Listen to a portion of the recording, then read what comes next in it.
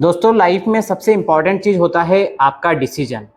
और सबसे महत्वपूर्ण चीज़ या सबसे इम्पॉर्टेंट चीज़ होती है कि डिसीजन कैसे लें। कल रात को मेरे पास भी एक व्यक्ति का मैसेज आया कि सर डिसीजन कैसे लें, हमें यही समझ में नहीं आ रहा है कि हमें हमारी लाइफ में क्या करना है। और बेसिकली अभी 10th और 12th का भी रिजल्ट आया है, तो बहुत सारे स्टूडेंट्स भी बहुत ज़्यादा कॉन्शियसली परेशान हैं कि सर हम आगे क्या करें या हम डिसीजन कैसे लें। अब सबसे महत्वपूर्ण चीज़ ये है कि डिसीजन लेना तो है, लेकिन सही डिसीजन कैसे ले, ये सबसे इम्पॉर्टेंट चीज़ होती है। अब डिसीजन को कैसे लेते हैं या डिसीजन को हम हमारी लाइफ में सही कैसे बनाते हैं, ये हम पर निर्भर करता है। तो सबसे इम्पॉर्टेंट चीज़ या पहली स्टेज तो ये है कि हम डिसीजन कैसे लें।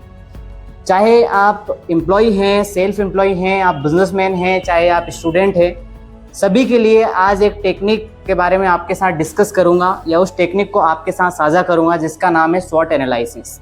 स्वॉट एनालिसिस बेसिकली एक सेल्फ एनालाइज की एक टेक्निक है, एक विधि है, एक मेथड है, जिससे चाहे आप बिजनेसमैन हैं, स्टूडेंट हैं, प्रोफेशनली, पर्सनली, जैसे भी आप जहां भी इस टेक्निक को यूज़ करना चाहेंगे, आप इसको यूज़ करके आप अपना खुद का अच्छे से सेल्फ एनालाइज कर पाएंगे और एक सही डिसीजन ले पाएंगे। तो आइए हम समझते हैं कि शॉर्ट एनालिसिस क्या होता है।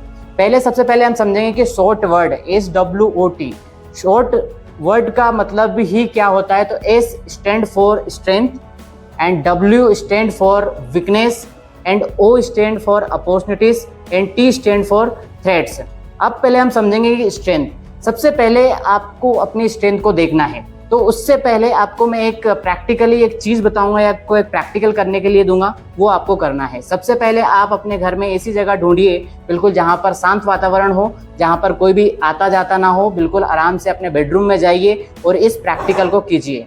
अब आपको क्या करना है, एक पेज लेना है और इस पेज में 4 कॉलम बनाना है। आप चाहे तो एक कॉपी ले सकते हैं, पेन ले सकते हैं, और उसके साथ में आपको 4 अलग अलग पेजेस ले लेना है।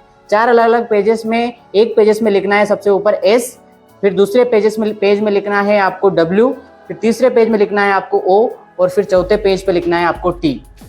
अब SWOT ये 4 आपने अलग अलग पेजेस ले लिए।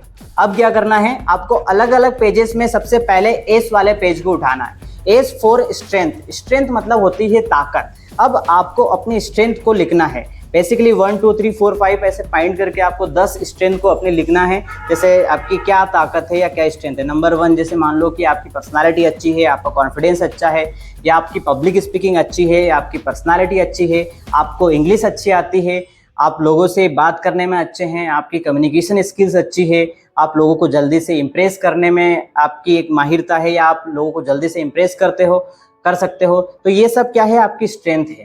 दोस्तों हर एक व्यक्ति की ज़िंदगी में वीकनेस भी होती है और स्ट्रेंथ भी होती है। तो सबसे पहले आप अपनी 10 स्ट्रेंथ को लिखिए, है ना, पॉइंट नंबर 1 2 ऐसे करके अपनी 10 स्ट्रेंथ को लिखिए, और उस स्ट्रेंथ को और ये जो काम कर रहे हैं आप बिल्कुल ईमानदारी से और निष्पक्षता से करें, क्योंकि ये एनालाइज आपका खुद का है। क्योंकि अगर आप इसी में ही बेईमानी कर लेंगे या इसी में भी सही चीज़ें या निष्पक्षता से आप इस चीज़ को नहीं करेंगे, इस प्रैक्टिकल को नहीं करेंगे, तो उसका नुकसान आपको ही होगा। सो आपको क्या करना है कि स्ट्रेंथ वाली चीज़ें या स्ट्रेंथ आपको पॉइंट बनाकर अलग से लिख लेना है। इसके बाद में पेज नंबर 2 आपको लेना है, और पेज नंबर 2 में आपको लिखना है W फॉर वीकनेस। आपकी क्या क्या कमजोरियां हैं। अब आपको अपनी वीकनेस, अपनी कमजोरियों को लिखना है कि भाई मुझे इंग्लिश नहीं आती है, मेरी पर्सनालिटी अच्छी नहीं है, या मुझे लोगों से बात करने में हेजिटेशन होता है, मेरी कॉन्फिडेंस की प्रॉब्लम है। जो भी आपको प्रॉब्लम है, जो भी आपके अंदर वीकनेस है, उन वीकनेस को आप लिखिए और उस पेजेस में आपको लिखना है, और उस पेज को भी अपने साइड में रख देना है। थर्ड है आपका O फॉर अपॉर्चुनिटी। अपॉर्चुनिटी मतलब होता है अवसर या मौका। अब आपको अपने जीवन में ये देखना है, अपना खुद का एनालाइज ये करना है कि मेरी लाइफ में क्या मौके हैं या क्या अवसर है, क्या क्या अपॉर्चुनिटीज़ है। उसको आप पॉइंट नंबर 1 2 3 करके 10 पॉइंट्स या जितने मैक्सिमम पॉइंट या मिनिमम पॉइंट आप जितना लिख सकते हैं आप उतना लिखिए। अपनी अपॉर्चुनिटीज़ को देखिए कि मेरी क्या अपॉर्चुनिटीज़ है, कि मुझे क्या आता है, या मेरी फैमिली कितना मुझे सपोर्ट करती है, ये भी आपकी एक अपॉर्चुनिटी है। या किन लोगों से मैं मिलता हूँ जिनसे मिलकर मुझे खुशी होती है, ये भी आपकी अपॉर्चुनिटी है। या किस व्यक्ति से मिलने के बाद मुझे अच्छा फील होता है, या कौन व्यक्ति मेरी लाइफ में पॉजिटिव इम्पैक्ट क्रिएट करता है, या कौन व्यक्ति मुझे हेल्प करता है, ये सब आपके लिए अपॉर्चुनिटी का काम करते हैं। तो आपको अपॉर्चुनिटीज भी पूरी आपको लिखना है और इस पेजेस को भी अलग कर देना है। Number 4 T for threats. Threats मतलब होता है चुनौतियाँ या खतरा। अब आपको ये देखना है कि मेरे लिए क्या चुनौतियां है या क्या मेरे लिए खतरा है या क्या चीज है जो मुझे पीछे की ओर खींचती है। बेसिकली अपॉर्चुनिटी और थ्रेट्स, अवसर, मौका और चुनौती, ये दोनों एक्सटर्नल फैक्टर है और स्ट्रेंथ और वीकनेस ये इंटरनल फैक्टर है। तो इंटरनल फैक्टर तो बाय गॉड हम कहीं ना कहीं डेवलप कर सकते हैं और कहीं ना कहीं वो चीज़ें हमारे पास होती है, लेकिन एक्सटर्नल फैक्टर पर वो चीज़ें हमारे हाथ में नहीं होती है या हमारे कंट्रोल से बाहर होती है। ये कभी भी अपॉर्चुनिटी कभी मिली या नहीं मिली ये डिपेंड करता है ना। थ्रेट्स या खतरा हमारी लाइफ में डेंजरस आएगा नहीं आएगा ये भी डिपेंड करता है एक्सटर्नल फैक्टर पे। तो ये चीज़ें हमारे हाथ से या हमारे कंट्रोलिंग से बाहर है, तो इसको भी हम देखें तो हम कैसे इसको डील कर सकते हैं, बेसिकली उसको हम समझते हैं। नंबर 4 में जब हम थ्रेट्स की बात कर रहे थे कि आपको ये देखना है कि कौन व्यक्ति है जो आपकी लाइफ में नेगेटिव इंपैक्ट क्रिएट करता है, उससे तो पहले आपको दूरी बनाना है। इसके बाद में आपको देखना है कि और क्या थ्रेट्स है आपकी लाइफ में, क्या ऐसी चुनौतियां हैं जो आपकी लाइफ में आने वाले समय में आपके लिए खड़ी है या आने वाले समय में वो प्रॉब्लम्स आपके लिए क्रिएट करेगी।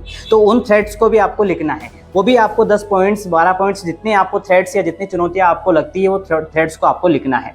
बेसिकली आपने स्ट्रेंथ, वीकनेस, अपॉर्चुनिटी और थ्रेट्स चारों पेजेस आपने कंप्लीट कर लिए।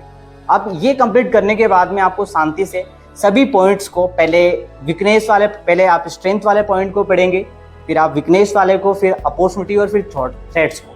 चारों पेजेस को आप अच्छे से एनालाइज करें, पहले अच्छे से 2-3 बार पढ़े, उसको एनालाइज करें, फिर आप देखें कि मुझे क्या डिसीजन लेना है। दोस्तों, अगर आप बिजनेस करते हैं, आप एक स्टूडेंट हैं, आप एक सेल्फ एम्प्लॉयड हैं, आपको कन्फ्यूज़न है कि करियर में आगे क्या करना है, कैसे डिसीजन लेना है, क्या प्रॉब्लम से मुझे कैसे बाहर निकलना है, तो स्वॉट एनालिसिस आपकी डेफिनेटली मदद करेगा। और जो मैंने टेक्निक आपको दी है, जो मैंने प्रैक्टिकल आपको करने के लिए दिया है, वो आप कीजिए, आप खुद का अच्छे से एनालाइज कर पाएंगे। क्योंकि कहते हैं कि लोग दूसरों का एनालाइज तो कर लेते हैं, दूसरों के बारे में तो ऑब्जर्वेशन कर लेते हैं, लेकिन खुद का एनालाइज या खुद का ऑब्जर्वेशन करना थोड़ा टफ होता है। तो सबसे पहले आप खुद का एनालाइज कीजिए। ये भी कहते हैं कि व्यक्ति दूसरों का एनालाइज तो कर लेता है, लेकिन इतने अच्छे से दूसरों का एनालाइज या दूसरों को ऑब्जर्वेशन नहीं कर पाता है जितना कि वो खुद का ऑब्जर्वेशन या खुद का एनालाइज कर सकता है। क्योंकि आप खुद को अपने आप से बेहतर जानते हैं। दुनिया में कोई आपको इतना अपने आप से बेहतर नहीं जानता खुद के, लेकिन आप अपने आप को बहुत बेहतर जानते हैं। तो आप खुद का सेल्फ एनालाइज कीजिए। जो 4 पेजेस मैंने बताए, स्ट्रेंथ, वीकनेस, अपॉर्चुनिटी और थ्रेट्स के, इन पॉइंट्स को आप अच्छे से पढ़िए, एनालाइज कीजिए, इसके बाद आप डिसीजन लीजिए कि मुझे क्या करना है।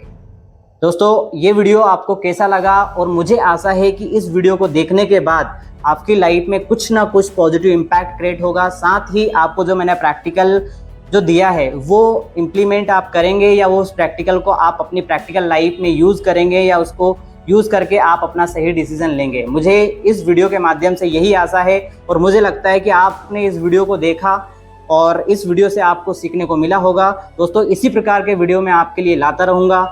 धन्यवाद।